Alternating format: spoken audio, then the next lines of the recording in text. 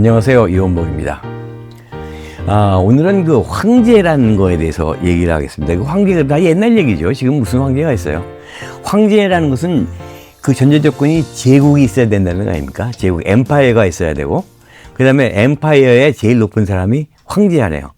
황제라는 것은 다시 해서 왕 중의 왕을 황제라고 얘기합니다. 제국이라는 것이 왕국들을 여러 개 합친 것이 제국이네요. 그래서 제국이라는 것이 이제 생겨가지고 그걸 뭐라고 하면 영어로는 그 엠파이어라고 그러죠. 엠파이어, 임페리움, 엠파이어라고 그러는데 거기에 황제가 이제 그 뭐라고 그러냐니까 소위 그 엠퍼러라고 그러죠. 영어로는 엠퍼러. 그 유럽, 특히 서유럽에 있어서의 황제하고 동유럽에 있어서의 황제하고 그 기독교 국가 외에서의 황제하고는 다 얘기가 다르죠. 동유럽에서의 동유럽에서의 황제라는 것은 제일 중요한 것이 그 동방 정교에서의 정통성을 인정받는 황제가 바로 동유럽의 황제예요.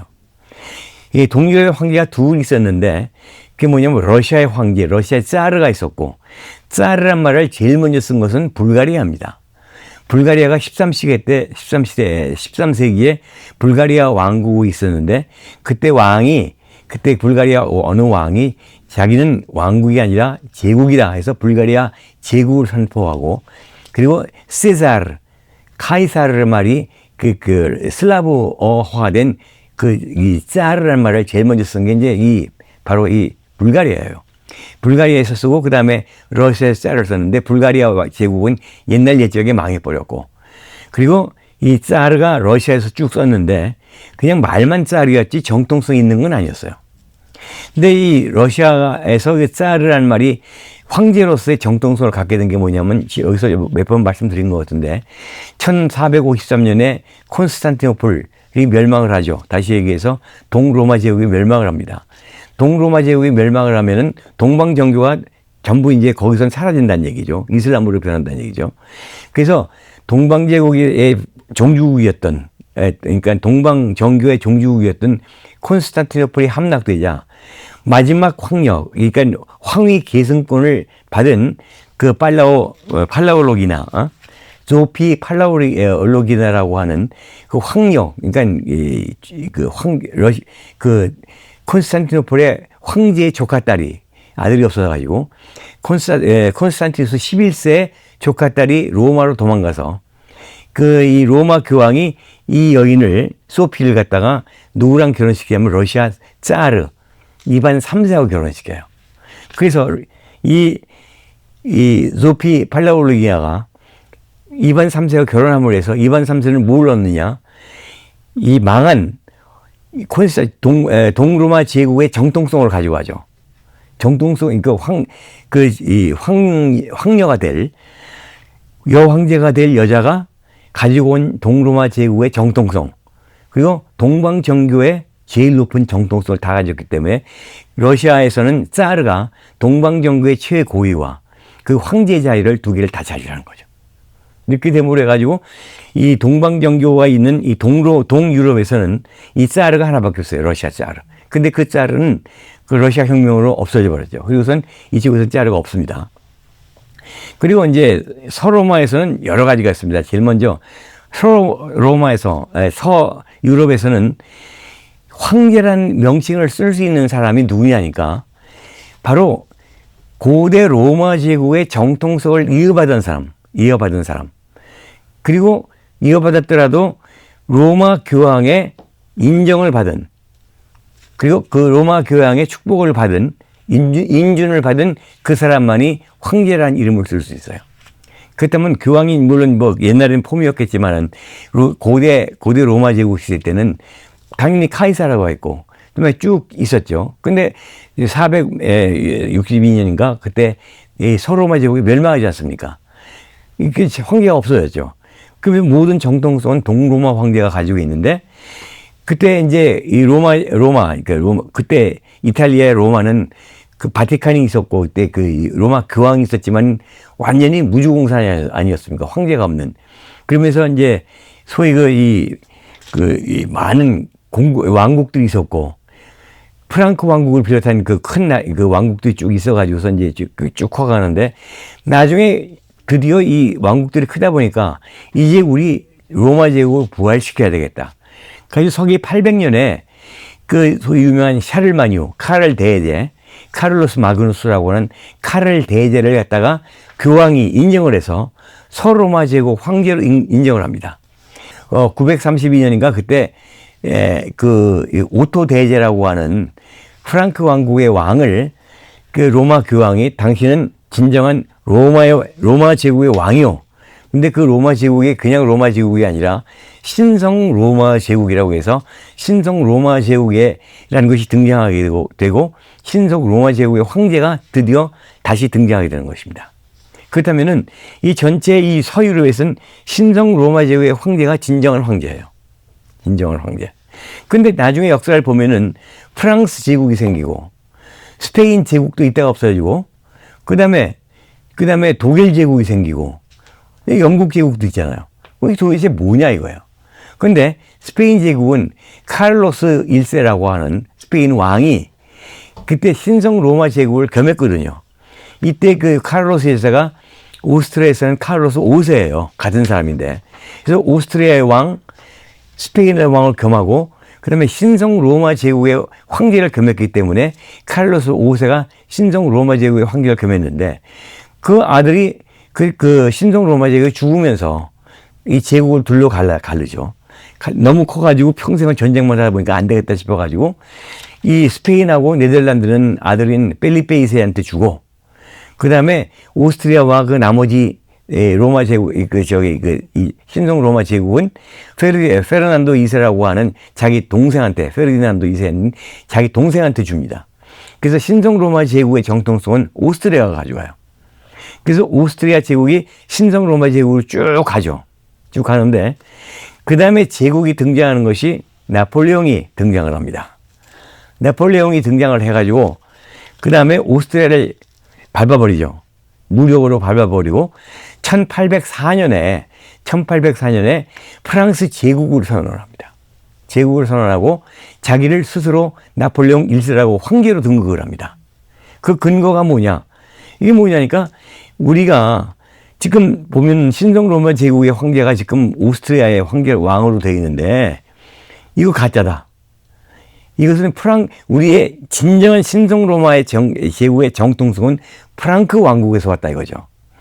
프랑크 왕국을 가장 크게 일으킨 서로마 제국의 첫 황제였던 카를로스 대제, 카를 대제, 샤를마뉴는 프랑스 사람이었기 때문에 신성 로마 제국은 없어져야 되고 이 프랑스야말로 진정한 이 전체 신성 로마 제국의 뒤를 잇는 진정한 제국이다 해서 1804년에 프랑스 제국을 선언하고 자기가 황제가 되면서 2년 뒤인 1806년에 이 신성 로마 제국을 없애버려요. 그래서 신성 로마 제국은 1806년에 없어져 버리죠. 그래가지고선 이 오스트리아는 제국이 아니고 오스트리아 왕국으로 쭉 있다가 그래도 말은 오스트리아 제국이라고 말만 붙여. 제국도 쓰면서. 왜 그러냐니까 거기 황제란 치고는 떨어졌어도 헝가리, 체코슬로바키아 이 지방은 다 자기들 영토를 쓰니까 우리는 제국 아니냐. 그래가지고 황제라는 이름을 쓰니까 그래도 뽀다구가 이제 폼이 좀 안 난다.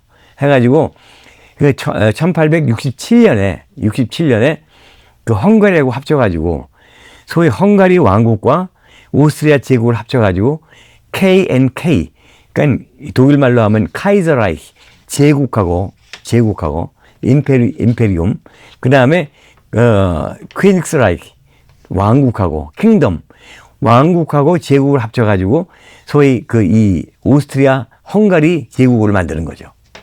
근데 그거야 뭐 명칭만 살아난 거지. 그러니까 두 개 제국이 있는데 이 프랑스 제1제국은 프랑스에서 그 나폴레옹이 몰락하면서 없어져 버리죠. 1815년에. 없어져 버리는데 조카이자 그 다음에 그 친외손자이기도 한 말하자면 그 나폴레옹 3세가 나중에 또 황제가 되면서 1852년인가 그때 황제가 되면서 자기가 프랑스 제2제국을 선언을 하면서 자기를 나폴레옹 3세로 선언을 하죠. 그래서 제2제국이 등장을 합니다. 그런데 이 제국도 독일하고 프로이센하고 전쟁을 해가지고 전쟁을 해가지고 1870년에 보불 전쟁으로 들어보셨죠. 프랑스와 프로이센의 전쟁에서 프랑스만 지면서 이 나폴레옹 3세가 포로로 잡히고 나폴레옹 3세는 제위에서 쫓겨나고 프랑스 제2제국도 멸망해버립니다. 그래서 프랑스에는 다시는 제국이 없어요. 그러면서 프랑스 제국을 없앤 독일이 그 다음엔 1871년에 진정한 제국은 신성 로마 제국은 바로 우리 독일이다. 왜? 신성 로마 제국이 1806년에 없어졌지만은 그때 신성 로마 제국의 영토는 전부 독일 땅이에요, 지금. 지금은 독일 땅이고 신성 로마 제국의 명칭이 15세기부터 뭘 보냈냐면 독일 민족의 신성 로마 제국이라고 바뀝니다. 왜냐하면 지도를 보니까 독일인들만이 있는 땅이 신성 로마 제국으로 돼 있어요. 그래가지고 볼테르라는 사람이 얼마라고 어떻게 비꼬았냐면 신성 로마 제국을 신성하지도 않고 로마에 있지도 않고 제국도 아닌 그 무엇 이라고 비꼬았는데 신성 로마 제국은 독일 땅에 있는 수많은 공국, 제후국, 왕국 이런 것들을 전부 합쳐가지고 일종의 사이버 개념이에요. 그래서 지난 시간에 말씀드렸듯이 이 나라들의 전부 이 왕국으로 인정해서 그 귀천교론에 해당시키지 않은 이유도 거기에 있는 거죠. 그래서 독일 제2제국이 1871년에 등장을 하죠. 비스마르크에 의해서. 그래서 제1제국은 신성 로마 제국이고 제2제국이 1871년에 등장해서 그 제국이 제1차 대전에 지면서 1818년에 멸망을 해버립니다. 그래서 독일 제2제국이 멸망을 하고 그 다음에 아돌프 히틀러가 들어와가지고 1933년에 아돌프 히틀러가 제3제국을 선언을 합니다. 그래서 아마 여러분들 역사에서 제3제국이란 말 많이 들어보셨을 거예요. 그래서 독일 사람들이 아돌프 히틀러가 왜 제3제국이라니까 제1제국은 신성 로마 제국 1806년에 망한 그 다음에 제2제국이 1871년부터 1917년까지 있었던 바로 그 제국을 1818년까지 있었던 그 독일 제국 2제국 제3국이 1933년부터 1945년까지 있었던 히틀러 제국 그것을 이야기하는 것이죠. 그래서 프랑스 제국은 1870년에 없어졌고 독일 제국은 1918년에 없어졌고 그런데 대영 제국은 남아있어요. 근데 대영 제국에 이상하지 않습니까? 대영 제국이란 말을 많이 들었는데 황제란 말을 못 들었죠. 대영 제국의 제국인데 거기에 우두머리는 왕이에요. 찰스 3세도 킹이지 엠퍼러가 아닙니다. 그 이유가 뭐냐? 제국이라는 것은 말 그대로 여러 개의 나라를 합친 거 아니에요? 근데 영국이라는 나라가 식민지가 얼마나 많았어요. 그래서 전 세계 지구상 표면의 23%를 지배했고 영국이라는 나라가 그 다음에 전 세계 인구의 24%를 지배한 나라가 영국이에요. 그러니까 질이나 인구나 볼 때 의미 그대로 단어 그대로 볼 때는 임페리아 그러니까 임페리움 임파이어 제국 맞아요. 근데 로마 제국이 그 정통성도 이어받지 않았을 뿐더러 두 번째로 로마 교황의 인정도 받지 않았을 뿐더러 그 다음에 이곳은 아무것도 아닌 황제라는 이름을 붙일 수가 없는 거죠. 이것은 하나의 룰에 따라 가지고. 그래서 영국 왕에는 왕이라는 이름을 붙였지 제국에 사람들이 그냥 대영 제국이라고 말만 했지 지금은 더 이상 그런 말 안 쓰죠. 제국이라는 말 안 쓰니까.